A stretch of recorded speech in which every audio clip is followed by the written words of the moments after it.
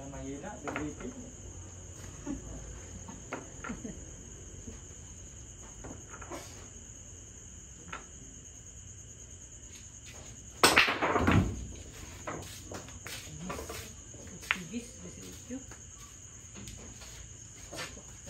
Grabe naman yung talo mo na.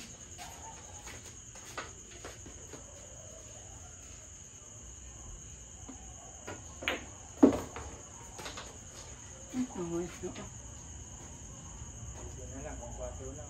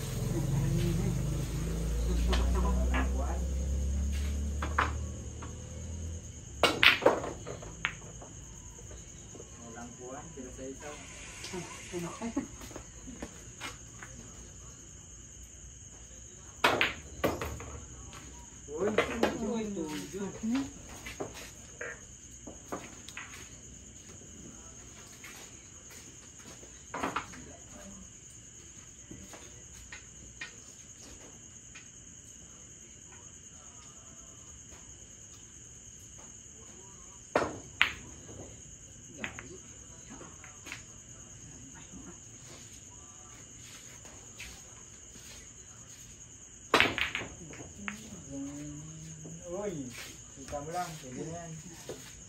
Hindi pa, dito rin.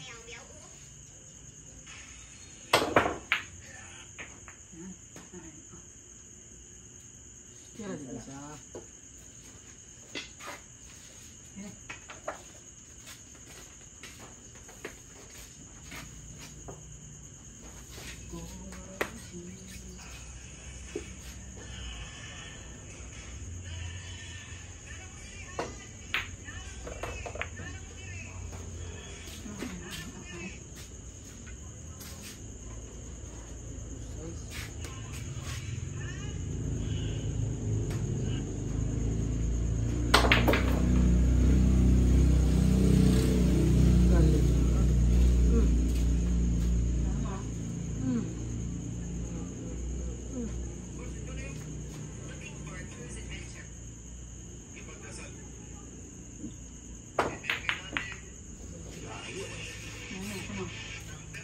Hoy!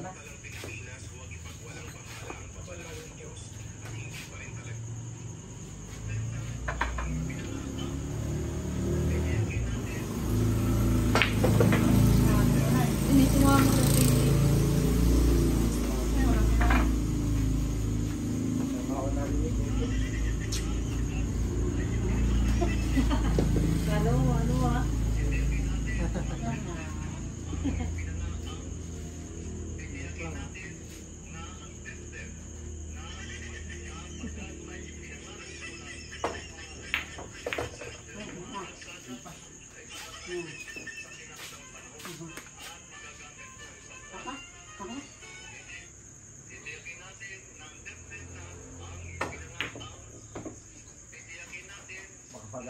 Magtama kapag ano.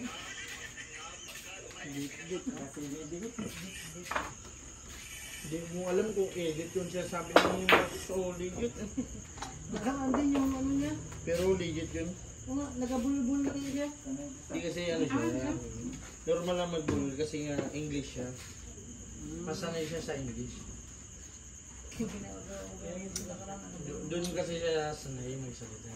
Kaya nakakalimutan niyo yung ano, yung pronouns.